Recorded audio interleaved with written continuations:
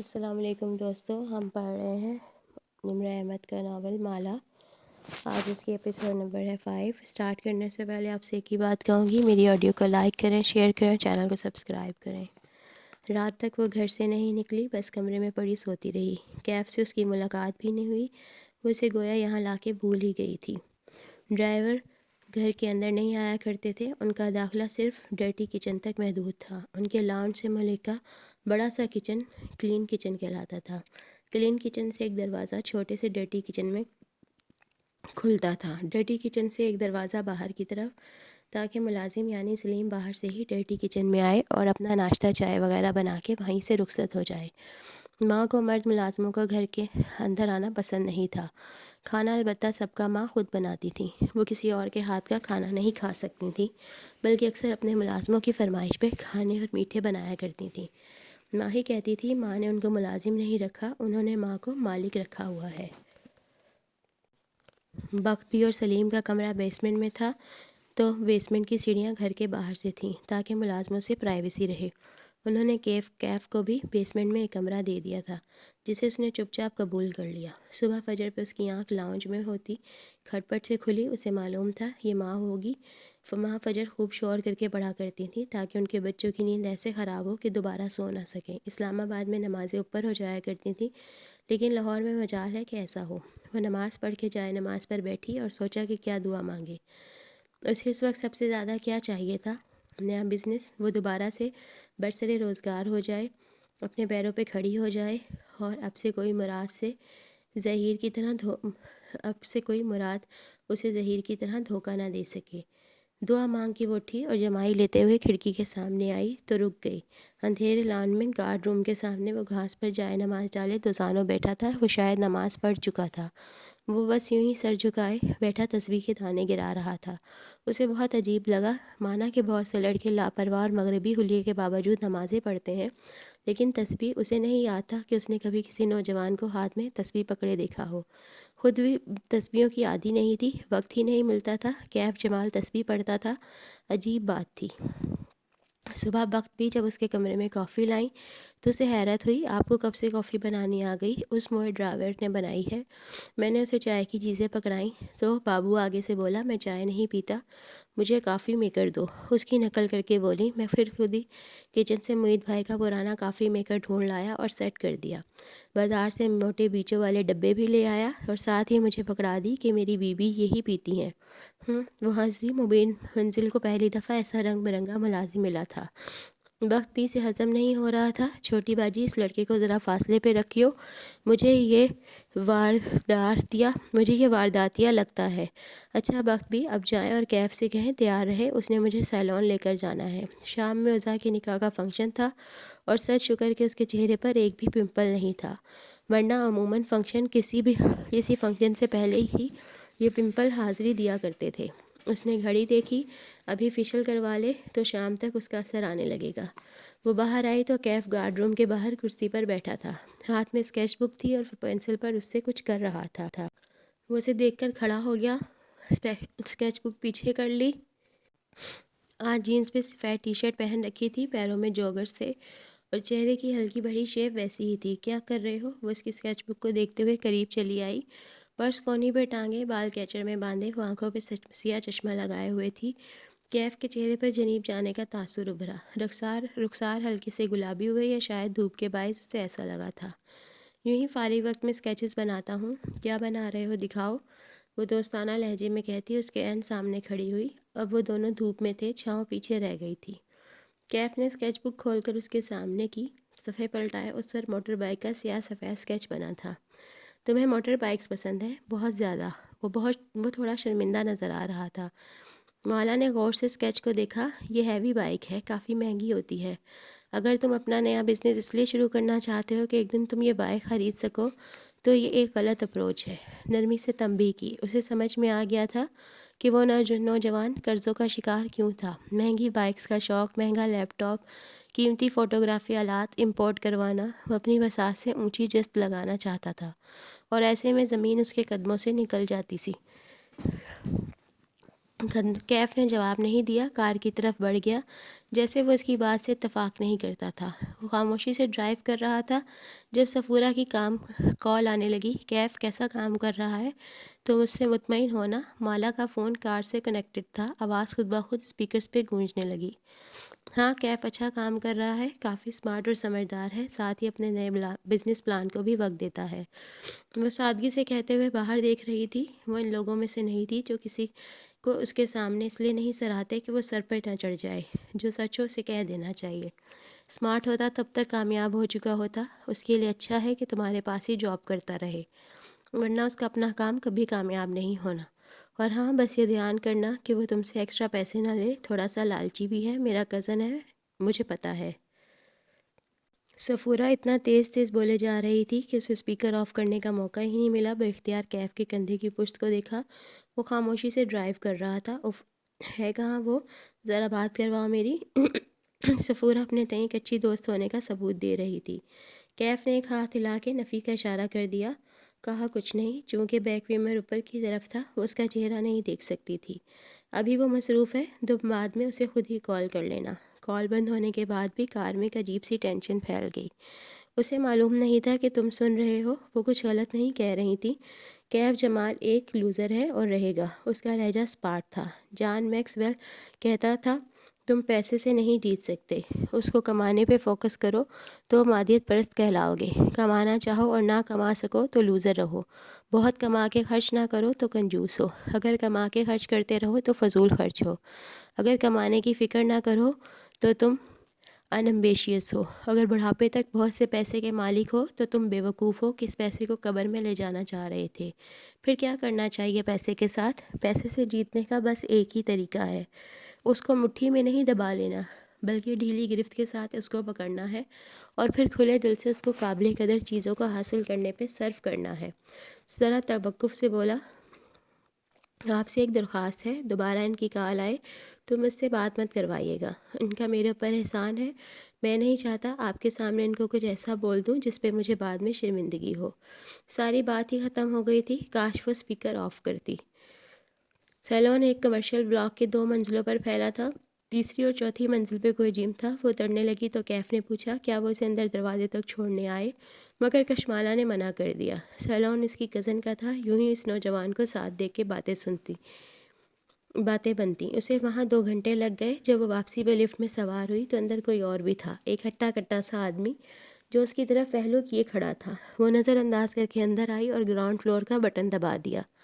جو کچھ ہوا ایک لمحے میں ہوا۔ کسی نے اس پہ پیچھے سے حملہ کیا۔ وہ اوندھے منہ نیچے گری۔ سر کے پچھلے حصے میں درد کی شدید لہر اٹھی، آنکھوں کے گرد اندھیرا چھا گیا۔ باس باس، کشمالہ نے آنکھیں کھولیں۔ بصارت کے آگے اب بھی دھند تھی۔ اس نے پلکیں جھپکائیں۔ وہ لفٹ کے فرش پہ چہرے کے بل گری ہوئی تھی۔ اس کے سامنے 2 بنجوں کے پل بیٹھا وہ اسے پکار رہا تھا۔ وہ بد وقت ہتھیلی کے بل اٹھی، پھر چونک کے ادھر ادھر دیکھا۔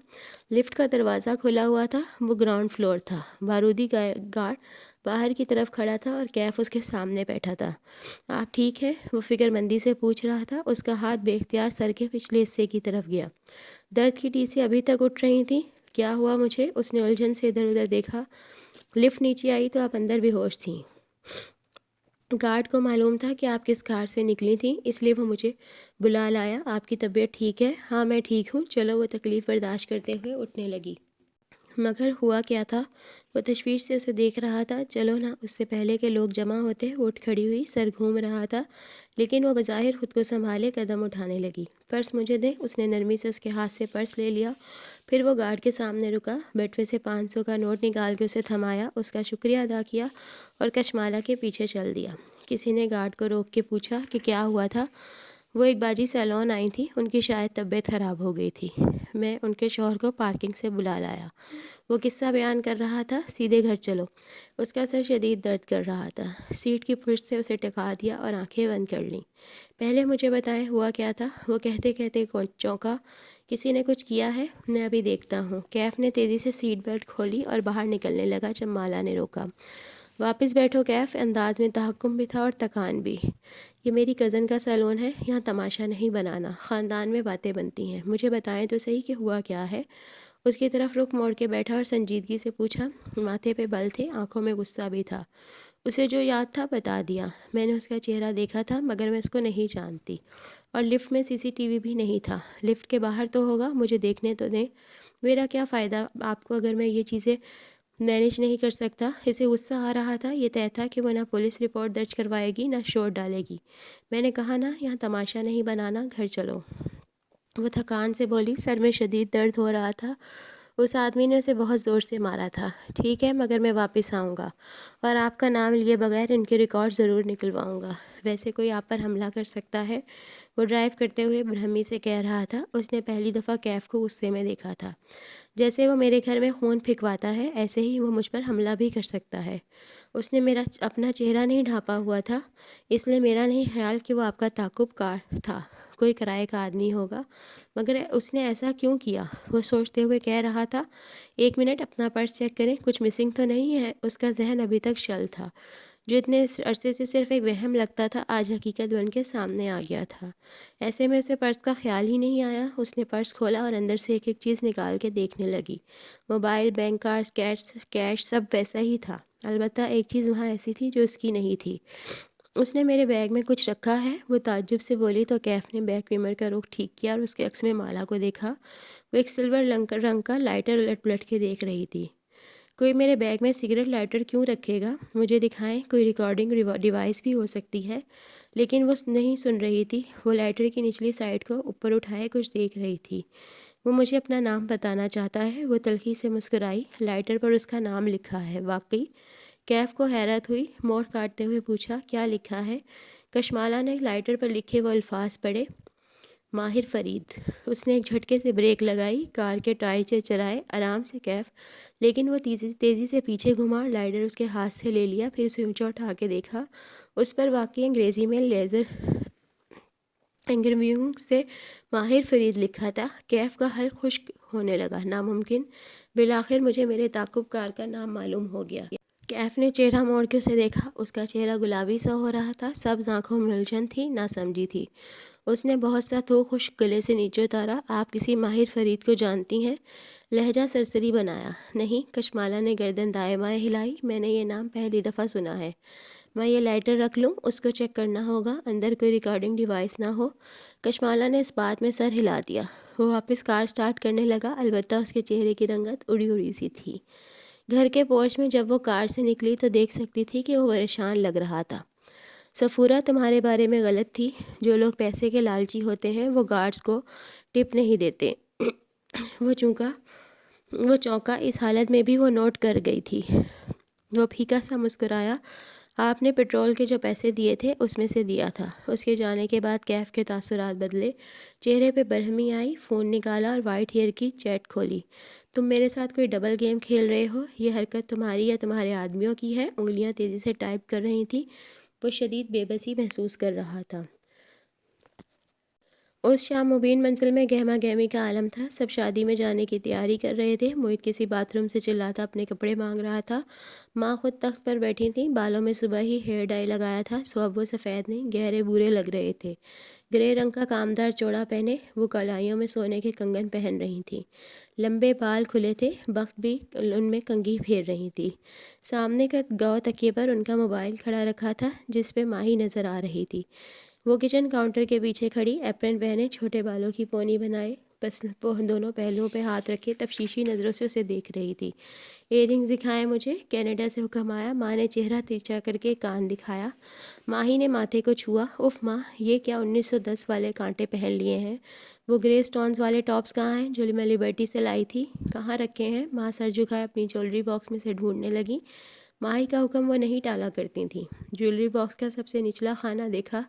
ماہی کو یاد تھا، اسے ماں کی ہر چیز یاد رہتی تھی۔ ٹاپس وہیں تھے۔ ماں نے انہیں نکال کے اونچا کیا۔ وہ واقعی بہت حسین تھے۔ سونے کے کانٹے اتار کے انہیں کانوں میں پہنا تو چہرے کا وقار مزید بڑھ گیا۔ اچھا بتاؤ، شال کون سی لوں؟ وہ اپنی سمجھدار بیٹی سے پوچھ رہی تھی۔ مالا سے کہیں وائٹ والی شال نکال دے جس کا گرے بارڈر ہے۔ ماں نے مڑ کے دیکھا۔ مالا لاؤنج کی کرسی پر بیٹھی موبائل پہ لگی ہوئی تھی، کھوئی سی۔ جب سے وہ سیلون سے آئی تھی وہیں بیٹھی تھی۔ مالا بیٹے، وہ وائٹ شال تو نکال دو اور تم کب تیار ہوگی؟ پھر غور سے اس کا چہرہ دکھا۔ تمہیں کیا ہوا ہے؟ کچھ نہیں، سر میں درد ہے، میں شال نکالتی ہوں۔ وہ وہاں سے اٹھ گئی۔ اس نے کمرے میں پہلے سے وہی سفید شال نکال رکھی تھی، لیکن ماں کو دی نہیں تھی۔ ماں اسے تب پہنیں گی جب ماہی کہے گی۔ ماں کو صرف ماہی کی چوائس پہ اعتبار تھا۔ ماہی یہاں ہوتی تھی تو فنکشنز وغیرہ پہ ماں کو خود تیار کرتی۔ جب سے وہ کینیڈا گئی تھی وہ ویڈیو کال پہ یہی کام کرواتی۔ ماں کے کپڑے، حتیٰ کہ مالا کے بھی اکثر کپڑے ماں ہی لیا کرتی۔ اس کو شوق تھا دکانداروں سے لڑ لڑ کے قیمتیں کم کروانے کا۔ یہ ٹاپس بھی اس نے مالا کے ساتھ ہی لیے تھے۔ مالا کہتی رہی کہ اب چھوڑ دو، اب وہ 1500 سے کم میں نہیں دے گا، لیکن ماہی بھی ڈٹی رہی، یہ مجھے 800 میں دے گا، دیکھ لینا۔ اور 15 منٹ بعد ماہی وہ ٹاپس 800 میں لے کر ہی ہٹی تھی۔ شال ماں کو دینے آئی تو ماہی ویڈیو کال پہ کہہ رہی تھی، فنکشن کی ساری تصویریں فوراً سے مجھے بھیجنی ہیں آپ نے ماں، آپ کے باقی دونوں بچے ہر فنکشن میں مجھے بھول جاتے ہیں۔ ہائے کاش میں پاکستان میں ہوتی۔ اللہ کا شکر ادا کرتے ہیں ہر حال میں ماہی۔ ماں نے ٹوکا۔ شکر ادا کروں اللہ نے تمہیں شادی کے 5 سال بعد خوشی دکھائی ہے۔ بس خوب کھاؤ پیو اور اپنا خیال رکھو، شادیاں تو ہوتی رہتی ہیں۔ ہاں چھوٹی بیوی، بخت بیوی ماں کے کندھے کے پیچھے سے کال میں شامل ہوئی۔ وہ کینیڈا کی کال پہ اتنا اونچا بولتی تھی کہ جیسے ہوا کے دوش پہ آواز کینیڈا میں جانی ہے۔ تیری ماں نے بڑی دعائیں کی ہیں تیری گود ہری ہونے کے لیے۔ ہر وقت کہتی تھی اللہ میری ماہی کو بچہ دے، تو بس اپنا خیال رکھ۔ وہ تو ٹھیک ہے، لیکن یہ عباد کی نوکری نہ ہوتی تو میں کبھی کینیڈا نہ رہتی۔ بورنگ ٹھنڈا ملک۔ ماہی روحان سی ہو کے بولی۔ پھر کچھ یاد آیا، شادی پہ کبیرہ تائی بھی تو ہوں گی نا؟ ماں کے چہرے پہ ناپسندیدگی ابھری۔ سر جھکا کے تخت پہ بکھری اپنی چیزیں سمیٹنے لگی۔ پرے کرو اس کو، ہمیں کیا؟ دیکھنا آپ، وہ شادی پر آئیں گی اور سارے رشتہ دار آپ کو جلانے کے لیے ان کے پاس جا کے خوب ہنسے بولیں گے۔ دیکھنا۔ موہت تیار ہو کر آیا اور اب صوفے پہ بیٹھ کے جوتے پہن رہا تھا۔ منہ میں بڑبڑایا، اور لاہور اور اس کے مضافات میں غیبتوں کا وقت ہوا چاہتا ہے۔ ماہی اس بات کا کرارا سا جواب دیتی، لیکن اسے کچھ نظر آیا تھا۔ اسکرین پہ چہرہ قریب کیا اور تفتیشی انداز میں سوال کیا، یہ باہر لان میں کون ہے؟ ماہی کی تیز نظریں ماں کے پیچھے کھڑکی پہ جمی تھی۔ ماں نے ایک نظر کھڑکی کو دیکھا جہاں لان میں موبائل پہ لگا کیف ٹہلتا نظر آ رہا تھا۔ اپنی بہن سے پوچھو، وہی ساتھ لائی ہے۔ ماں نے مالا کو فون پکڑا دیا اور خود گھٹنوں پہ ہاتھ رکھ کے اٹھی۔ ان کا رخ کمرے کی جانب تھا، ابھی انہوں نے جوتے پہننے تھے۔ میرا ڈرائیور ہے اور اسسٹنٹ بھی۔ مالا نے فون تھام لیا۔ ماہی بڑی دلچسپی سے اسے دیکھ رہی تھی۔ ذرا قریب سے دکھاؤ اس کی شکل۔ ماہی کی آنکھوں میں شرارت ابھری۔ اپنے سامنے لاؤنج میں کام کرتے ہوئے عباد کو دیکھ کے اونچا سا بولی، بڑا عرصہ ہو گیا کوئی ہینڈسم آدمی نہیں دیکھا۔ عباد پہ اثر نہیں ہوا اور لیپ ٹاپ سے نظریں ہٹائے بغیر بولا، آئینہ دیکھ لو خود، تم بھی کسی مرد سے کم نہیں لگ رہی۔ ماہی کی ہنسی غائب ہوئی، چہرہ سرخ ہوا۔ سنو تم لوگ شادی اٹینڈ کرو، میں ذرا آتی ہوں۔ اس نے فون بند کر دیا۔ برٹش کولمبیا میں اب جنگ عظیم چھڑنے والی تھی۔ تو دوستو یہ تھی آج کی ایپیسوڈ۔ امید کرتی ہوں آپ کو پسند آئی ہوگی۔ اگر آپ کو میری آج کی آڈیو اچھی لگی ہے تو اسے لائک کریں، شیئر کریں اور میرے چینل کو سبسکرائب کریں اور بیل آئیکن کا پریس کرنا ہرگز نہ بھولیں۔ کائنڈلی سبسکرائب کر کے جایا کریں، آپ کا ایک سبسکرائب کسی کی زندگی بدل سکتا ہے، تو کائنڈلی سبسکرائب ضرور کیا کریں۔ اللہ حافظ، دعا میں یاد رکھیے گا۔